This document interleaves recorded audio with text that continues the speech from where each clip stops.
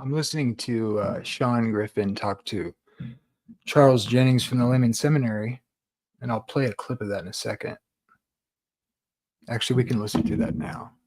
And I just want to make some comments that I think people miss this. They make the same error as the pre-trib rapture people in making sort of ultimately a second coming, even though it's true that Jesus comes back and there's a rapture. And then there's another time when the New Jerusalem comes down to the earth. That's like another coming down out of heaven. But the second coming, meaning to execute judgment, is what I think the New Testament requires us to believe. In other words, we'll look at the passages, but my point is that you guys are making the same error as the pre-trib rapture, even though you don't believe in the pre-trib rapture for its errors. Okay, consider the context of Jesus' words to people that were living at that time. That's then true to anybody who hears them to heed the certain warning. It's appointed once for man to die, and then the judgment. So so it's either at the end of your life, you got to make the decision now. Today is the day of salvation, or if you're alive at the time of his coming. Everyone gets a chance in this life, sort of thing, is what I'm saying. Let me make some comments after we listen to some of this, and I'll explain what I mean. Their little brothers, the children, the wives, the sisters, the practical details. What are you going to do with all of them? Are you going to let them stay and just rebuild their army and come at you in 10 years? Or like Nebuchadnezzar always did, he exiled them across the Babylonian Empire to different regions, spread them out. He took them as captives, just like we see in the northern and southern houses of Israel. Take them as captives, spread them out. Christ doesn't do that. Christ is the opposite because he's a righteous king, right? He brings them in, gives them free food and water and training in righteousness, and helps them rebuild. Teaches them how to live in peace, and teaches them how to live according to the law of liberty. And so this is just my understanding of it. Thanks for giving me a chance to express it to you. And if there's any questions you have about it, I'd love to. So I think the issue with a lot of the Hebrew roots people who have different ideas, like there's no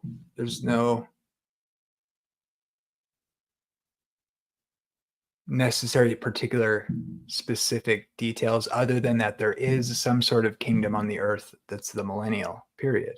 I'm going to say, I guess Adventists then are, even though we're premillennial, like we would say the same things that someone who is amillennial or Protestant would say, classically anyways, that like they would say it for different reasons and say different things about it. But essentially, I think the major thing that's supposed to be part of the Great Commission that's true in Protestantism at large is that like the urgency of the Great Commission is that once you die, you don't get a second chance. Okay. And there are no texts that suggest otherwise, by the way, despite popular belief. Weird, obscure texts that people wonder about, like in 1 Peter and 3 Peter, have nothing to do with what people think it's saying about getting a second chance after death because people are being preached to who are dead. That's just not this. First of all, even if those passages were suggesting that sort of those sorts of ideas about the things people use those verses for, as far as conscious intermediate state and all that, even if that were true, that isn't what they're talking about. Well, maybe Christ preaching to the spirits in prison, that means maybe that somehow relates to people getting a second chance after death that didn't hear, and people have all this speculation. It's all speculation. That's not the purpose of those verses anyway, to suggest something like that, even if they are talking about conscious intermediate state or something. If he's doing anything, he's declaring something to the spirits in prison about his defeat of, and the spirits there would be it's complicated, but that's not even what it's about. But my point is, the judgment comes at the end of the world. It's appointed once for man, but after this, the judgment. They're held in store. Like, I'm not even trying to push my view here about particular things. So I'll try to use the simple language here that's just open to all views about that. That's, if anything, see, the rich man and Lazarus, even if that's literally true, they're held in store to the good judgment or the bad judgment. And that happens at the end of the world. Even if you're conscious in the intermediate state, so you don't even people don't go to heaven or hell when you die. Christ separates everybody at the end of the world. So even if you are conscious in the intermediate state, I got bad news. That means like the kids that die in this life, they would be alive and conscious in Sheol, because you don't go. That's in the early church. Many people in the early church show this, and people are confused about it because the Catholics use it to try to prove purgatory, and the Protestants don't want to touch that. They don't realize what the early church fathers were even saying. They're actually in line with the Bible against the heretics. They're saying against heresies, he's saying people don't go to heaven when you die. Seemingly, you're held in Sheol, just like they were before the cross. Jesus came out of Sheol and took captivity captive. Christ, we don't. So the early church fathers understood this, and this is critical to all sorts of doctrines. But let me focus on Sean's thing. So that being the case, the judgment separation happens at the end of the world. Christ separates the sheep and the goats in a certain sense at his coming. That's what Matthew 13 says. Okay, so let's do this.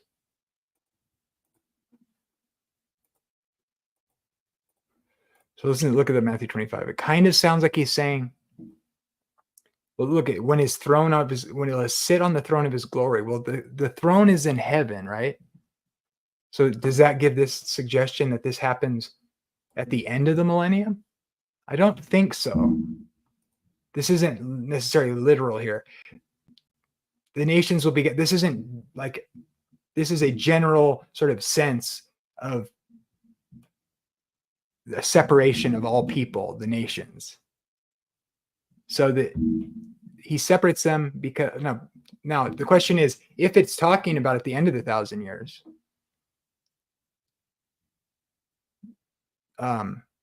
which I'm going to show why that doesn't work. This imagery here, and this is Matthew 25, the third parallel, where he sends people into the everlasting fire. Well, of course, that's at the end of the 1,000 years, right? But this is like, it's not speaking at a specific point. It's just saying he separates them when he returns, when he comes in his glory, is at his second coming. But this isn't the new heavens and new earth coming to earth. And it's not, let me explain. Let me see. Here's the point. The warnings to Jesus to be ready at his coming in the same section here of Matthew 25, the virgins. Think about the original audience and them thinking he's going to return to judge the world. There's no indication that there's more than one of those events in that sense. The judgment that's coming, every eye shall see him, is his next coming that we're waiting for. That's the second coming. That's when he actually makes the separation. Why do I say that? Because Revelation 13, or in Revelation, let's look at this.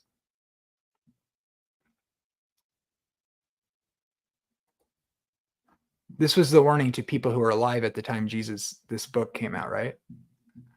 So,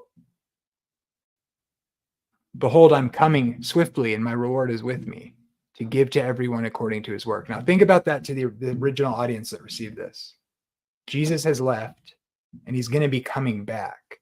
And make sure you guys, I'm telling you and anyone who reads this, you don't know when I'm coming, but it's a warning to everyone to be ready, okay? Think like the first parable, the 10 virgin brides and all that. He's telling people that they need to be ready, and he's warning people, even contemporary, that are hearing his words, and to all succeeding generations. You don't know when I'm coming, but when I come, I'm coming quickly, and my reward is with me to give to everyone according to their work. That would be the next coming of Jesus, unless it said otherwise. And the warning goes to every person. And to be ready, all the way until like they live and die. And so there will be a generation that's alive when he's coming. And that would certainly, obviously, especially be true to that generation, right? Because there'll be the generation where it actually happens, is coming. And he's warning, in a sense, he's telling it to everyone, but it'll be particularly true. So everyone should make sure they're ready, enduring to the end, being faithful to the end. And if you die before then you were faithful, good. But that'll need to be true for that generation that actually it happens to. But it's still applicable to everyone to have that attitude. But this is to everyone, but it's also will be especially important to that last generation, because it'll actually happen to them. And then he raises the saints that are faithful, right? At that time, at this next appearing of Jesus, when he raises the dead, according to Paul in 2 Thessalonians. But to that generation it does happen to, there'll be this point where Christ decides to come, and those who are just, they'll be just, and those who aren't will not be, and then he'll come and he'll execute that judgment. Here we see that in Revelation, and this is Revelation 21. This is to everyone, though. Think about how that applies and what that looks like when it comes true. His reward is with him to give to every man. Now, in Paul's writings, see, I'm refuting this idea that he's describing Sean, not mean, but I'm just trying to point this out. But when you put these texts together, that a lot of people seem to miss. Everyone who's lived or died, their fates are sealed, according to the text, right? They'll be resurrected unto life or to final judgment. And then on the last generation, there'll be people who are alive that are faithful or not. But when he comes, whether they're filthy or holy has already been decided to the living. The people who have lived and died, that'll be true about them too, but they're dead. And they're either saved or lost. Now there'll be living people that are saved or lost. Because he's coming to give to every man, and it's been decided right here who is declared holy or not. And then he comes and he executes that judgment according to their work. His reward is with him. This says that it's decided. And the other thing about that too, about the last generation, notice something else in Revelation about that it said.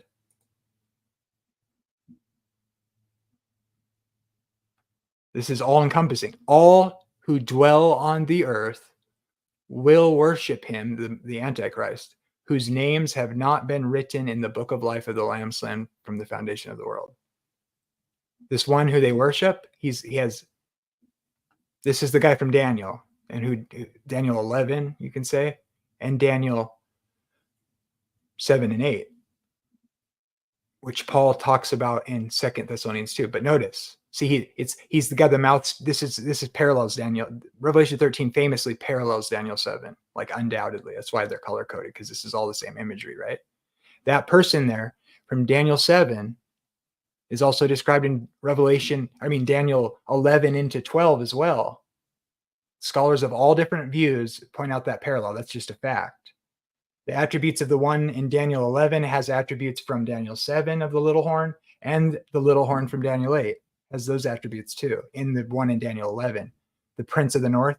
And that guy is the one who's there, right, leading to the time of tribulation and the resurrection from the dead into Daniel 12. That time of trouble is caused by him. And then Daniel 7, who is that same figure who connects to Daniel 11 and 12 and the resurrection from the dead and the second coming. And Jesus is the judge in Daniel 7 as well, the cloud rider. And he declares himself that in his ministry to the Pharisees, that he's the judge, and they'll see him coming on the cloud, the right hand of power. He's telling them he is the Messiah, the Son of Man from Daniel. And so this guy speaking great things and blasphemies against the Most High, who sits in the temple of God, et cetera, from Daniel 7. And he sets all this up and he makes war with the saints. Authority was given to him over every tribe and tongue and nation. Just like there'll be people who are saved from every tribe, tongue, and nation. That's all the peoples of the earth. That's the nations that Christ separates when he comes with his angels. All who dwell on the earth from every tribe, tongue, and nation will worship him who? The beast, the little horn from Daniel 7, the Antichrist. The Antichrist. Okay. And it says, Every tribe, tongue, and nation will worship him. All who dwell on the earth will worship him, whose names are. What happens to those who worship the beast? It says it twice. Those who worship the beast will be thrown into the lake of fire. That's the second death. If you worship the beast, you suffer the second death. It's guaranteed hell. Everybody knows this from every tradition. That's what it says. This is the state of the world when Christ returns, and right before he returns, fates are decided. Why? Because all who dwell on the earth, everyone on earth worships the beast and it will be thrown into hell, except those whose names are written in the Lamb's book, except for those who have the seal of God. That's what this demands. If you're a future, if you believe there's a time of tribulation and an antichrist, look at what Paul says. This upsets a lot of views because they think there's a millennium during the 1,000 years on the earth, but there's not. Because Christ is coming, he warned of a judgment that's executed at his coming. And this is echoed in the epistles. Like, look at 1 Thessalonians 4, for instance.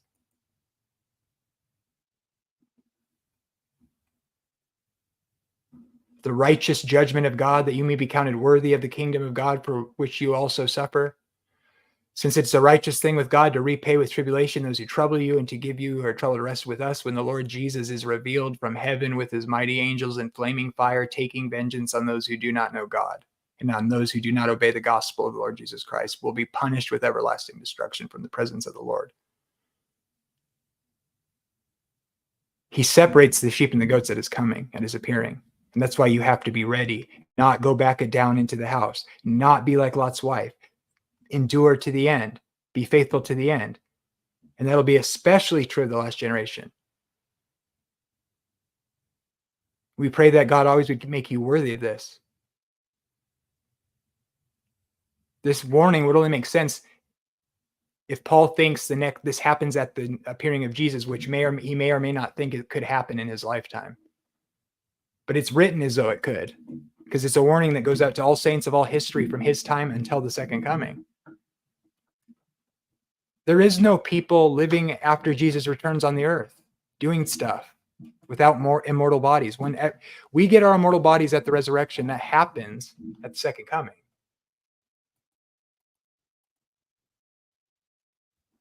According to 1 Corinthians 15 and all over the place, 2 Corinthians 5. That's the blessed hope. The saints getting their resurrection bodies and being resurrected from the dead. It's all the saints that have died and who are alive on the earth. And everyone else isn't a saint, which means they're worshiping the beast, which means they will be thrown into the lake of fire, which means they will be killed, which is what Jesus teaches in Matthew 13. And the only way out of this is to start pulling the same game as the pre-trib rapture people and making these separations of these things. But these things were taught by Jesus in his ministry to living people, that it would be true to if it happened in their day. And it would be true to every person that's alive that read these words. And their warning would be to them to be ready. And today is the day of salvation and to get right with God through Christ, because you don't know when Jesus is coming back. And if you're part of that last generation, because when that last generation happens, he's going to come and his reward is with him to give to every man. And at that last generation, some people, they'll be the mark of the beast in the time of tribulation, and every tribe, tongue, and nation, all who dwell on the earth will worship him, except for those names not written in the Lamb's book of life. And of course, that's described as having the seal of God on their forehead. That generation at that time will have the seal of God, will receive it.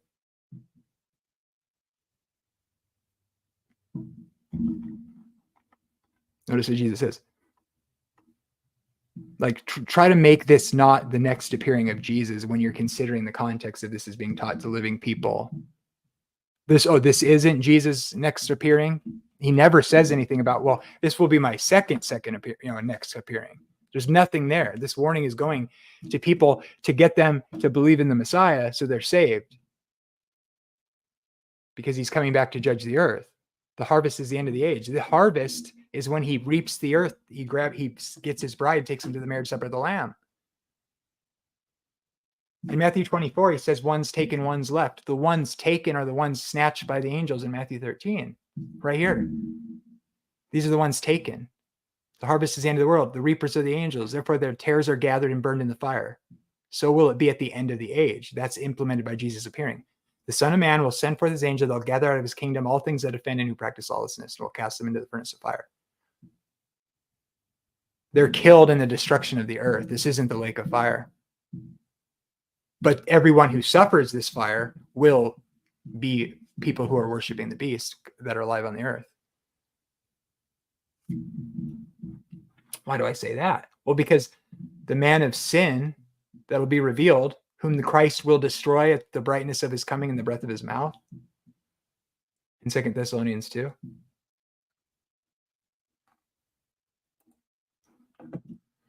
This man of sin who sells out to Rome, son of perdition, whom the Lord will consume with the breath of his mouth. So Christ's next coming interrupts that because of the Great Tribulation. During the Great Tribulation is when the mark of the beast is implemented by the false prophet, the woman who rides the beast. And this deception is to separate the sheep and the goats. And that's decided before Christ comes to interrupt that, which has happened on the earth. Because his reward is with him, and he's decided who's holy and who is not. And then he comes swiftly, and he kills the Antichrist. That's what it's saying. And this person right here is the one who makes war with the saints, that implements the mark of the beast from Daniel 7, because that's obviously Revelation 13 is talking about the same thing as Daniel 7. It's undeniable. And Paul is talking about that same person, this man of sin, because he's described the same way as he's described in Revelation and Daniel 7. And Daniel 7 is the guy in Daniel 11, and that's what connects it to the second coming, because the second coming is the resurrection, according to Paul. Because this figure from Daniel 7 and Daniel 11 is the figure that's happening leading up to that time of trouble, Jacob's trouble, which is the Great Tribulation, which is what's being described in Revelation, which is when is interrupted by Jesus' second coming, when he also resurrects the dead. But it's not the secret rapture. Every eye will see his coming. And we have to be ready according to Jesus and all the New Testament writers. And he interrupts the reign of the Antichrist, who's implemented the mark of the beast, and all who dwell on the earth will worship the beast, except the ones whose names are written in the book of life. And when Jesus comes, he resurrects the dead, but he also sends forth his angels to gather everyone who practices lawlessness. Because lawlessness abounds, the love of many will grow cold. They'll be antinomian. But he who endures to the end shall be saved.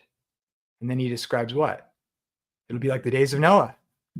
They'll be eating and drinking and giving marriage, saying peace, peace, but there is no peace. Great peace have those who love thy law.